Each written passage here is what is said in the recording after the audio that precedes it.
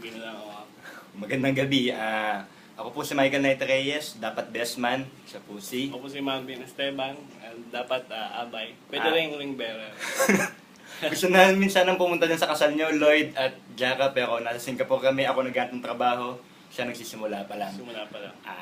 Mag-iipon para Makabisita. masalin. Balang ako.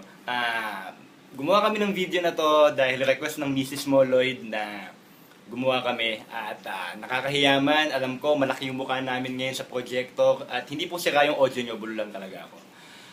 Si Marvin po ang mauunang magbigay ng mensahe. Nakakayaman pero seryoso. Kasi ibang level na to. Pare, una sa lahat, pasensya na wala kami dyan para ma-witness yung pinakamahalagang araw para sa'yo.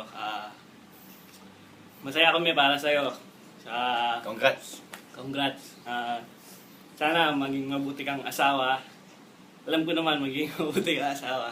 May duda ka ba sa pagiging... Hindi, pasensya mo na yung tao ko. Pero, yun, sana magmahalan kayo sa lahat ng more blessings, more great opportunities para sa inyo. Tsaka, yun, lahat na ng best. Tsaka, nakabahan ako pare. Yun, sana magkita ulit tayo. Punta kayo dito, pasyal kayo. Yun, sana isa sa mga adventure nyo yun dito.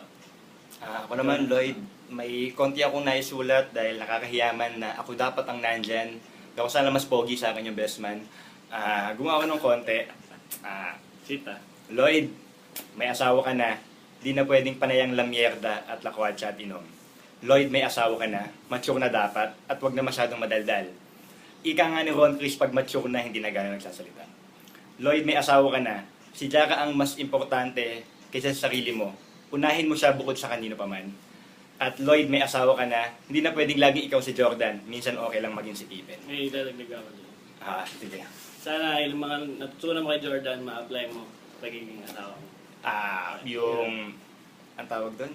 Yung lakas ng loob, yung will, yung guts, i-apply mo lahat, lalo na pagdating mo sa Canada.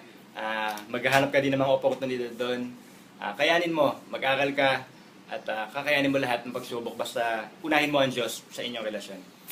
Congrats ulit! Tuloy mo. Wala naman. Wala naman, okay na yan. Sorry. Mula sa Singapore, congrats! Congrats! At God bless! Jaka, congrats.